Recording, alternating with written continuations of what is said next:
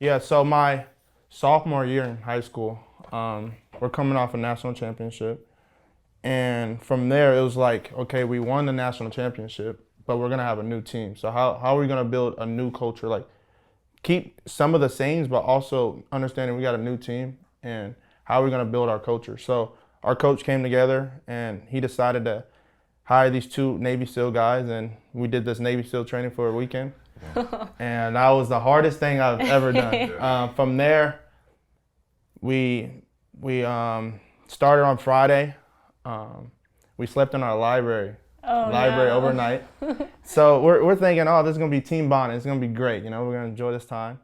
And so we watch a movie, Navy SEAL movie. We're eating candy. They bring candy, you know, popcorn. We're enjoying our time. We're like, ooh, this is gonna be fun. And about fall asleep at like 12 o'clock. 2 o'clock they wake us up. Like, get up, get up, get up. We're all wearing the same things: white shirt, black bottoms. And then we go into the grotto. So grotto is like a big grass field that we go and pray because we're a Catholic school. And from there we're doing 200 burpees, like with no hands. So our hands are in our pocket and we're doing burpees. From there we drive to the beach 2 hours, and then we get to the beach around 4:30. And you know those Navy SEAL movies where you're locked arms and you're laying in the water? Like, that's what we're doing. We can't see the water, but you can hear it. And so the waves are crashing over us, and like you get some of your teammates like, I can't breathe. Like, but this is where you kind of test the culture. You see, this is where you test the culture. And so how are you guys gonna be there when it gets hard, when it gets tough? How are you guys gonna fight through it? And what's your value and what you're gonna bring to the table? And I think that was a big learning moment for me.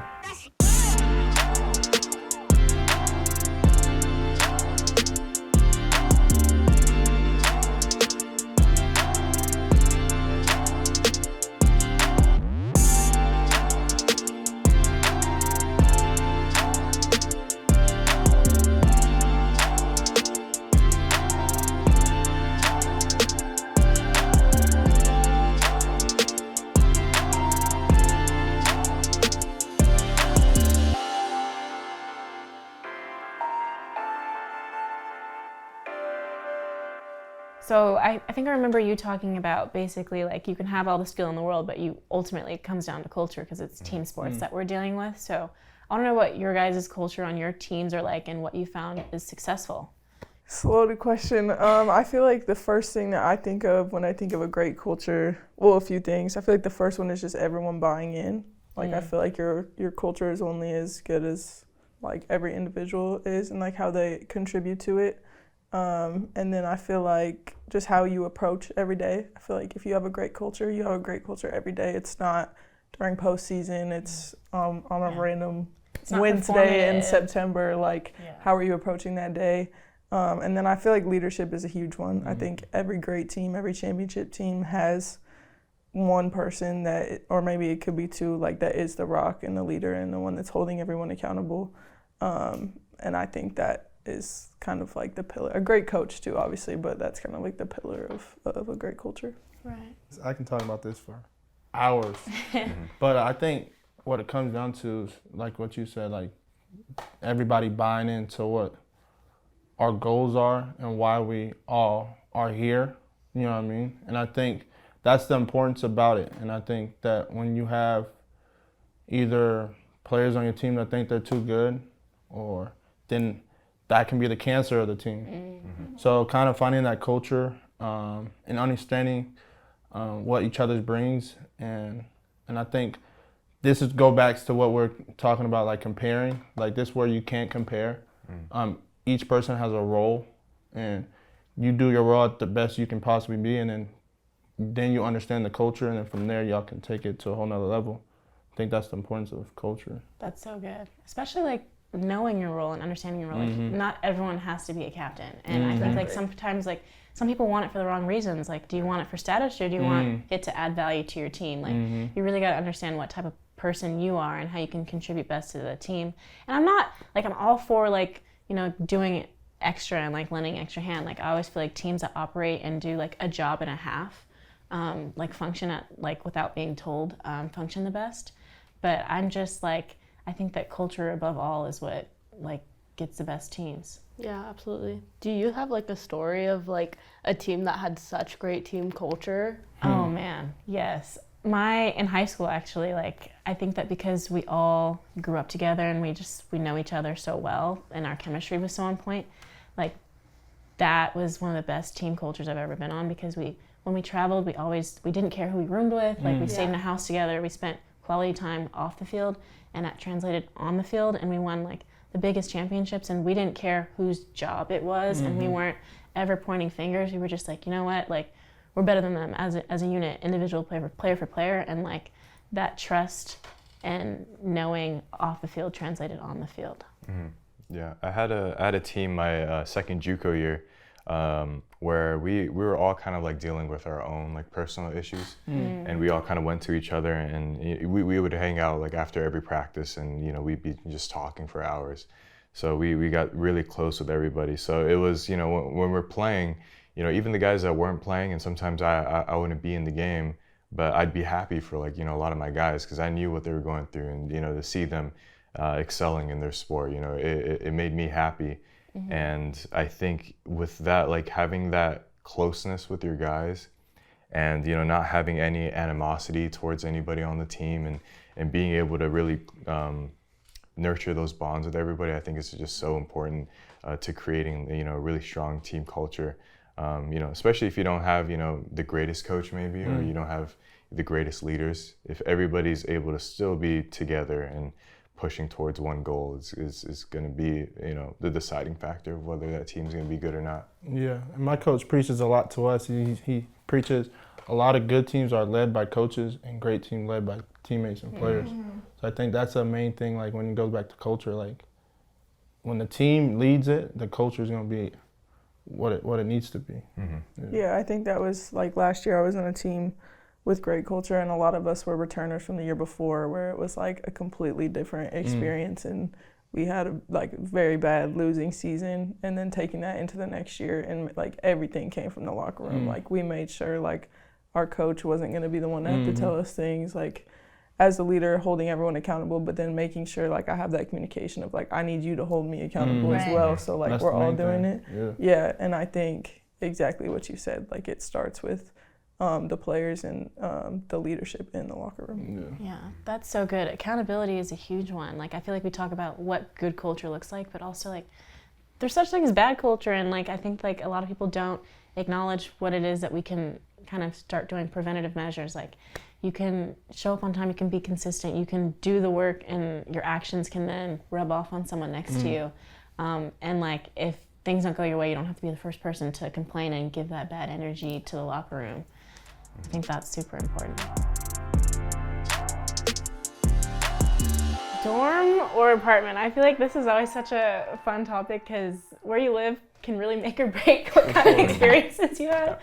Like my freshman year was absolutely insane, but I feel like it's just because freshman year, like you're like, oh, I gotta do something every single night, and like we're gonna have a bunch of parties like every single weekend. And that was my like dorm. Like I literally was in the USC Village, and it was like a apartment style dorm. And it just was never quiet. Like it was my own speaker would like wake me up, but it would be at the same time, like we have so many fun like memories. And even Kyron was over that year. Like Kyron remembers the dorm experience that we had. We even adopted like a turtle for like a temporary week. Like, yeah. I would say apartment for me. Getting away from campus, I think is my feel of things. Kind of separating myself from being on campus and football, and separating it from like family and enjoying my own time. So I think that's the fun part about apartment, and kind of just having a cool roommate. Like my roommate right now is Kyle Ford, which is one of my best friends. So just having that time to just get away, just chill. I got 2 dogs. Yeah. So at home chilling with my dogs all the time. So yeah, I say apartment. I got a Cavapoo and a Frenchie. Yeah. You have like an amazing view of the city still? Yeah. Okay. Yeah, for sure. I'm jealous. Did you live in the dorm at all? Yeah, so I lived in the Village. Yeah. I lived in the Village for a year. Then across the street is another dorm. I lived there for a year, and then I live downtown now. But yeah.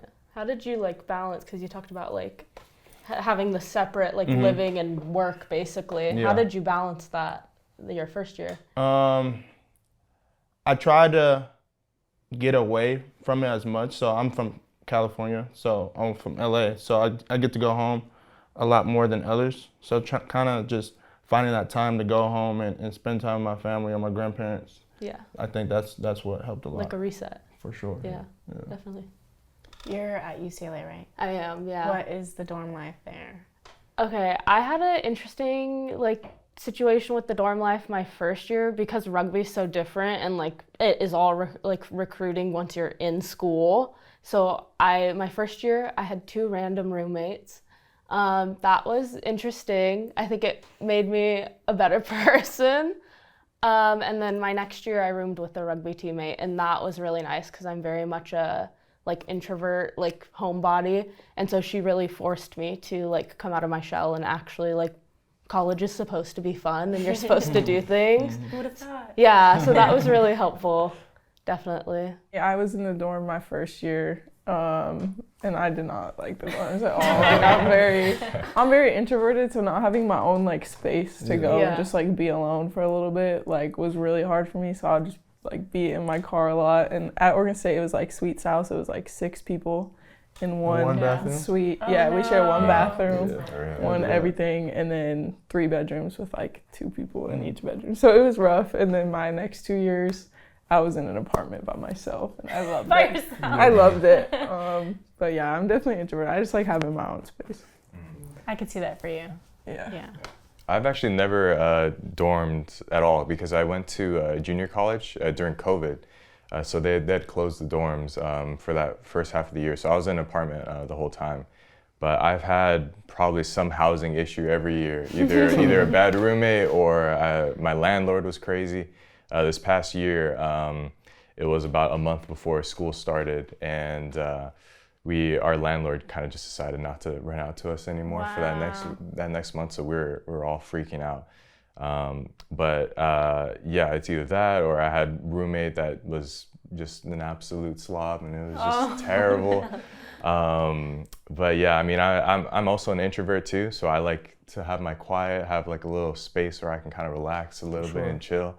But yeah, I mean, again, if I stay too introverted too long, I won't be going out as much. Yeah. And I feel like I miss a lot of the experiences, so I kind of try to find a balance in both of that. So. Yeah. Sometimes I see the sororities, and I'm like, oh, I have so much FOMO, but I feel as student athletes, all of us are actually we need our peace and quiet. So Definitely. it's one of those trying to balance both of them out. Yeah.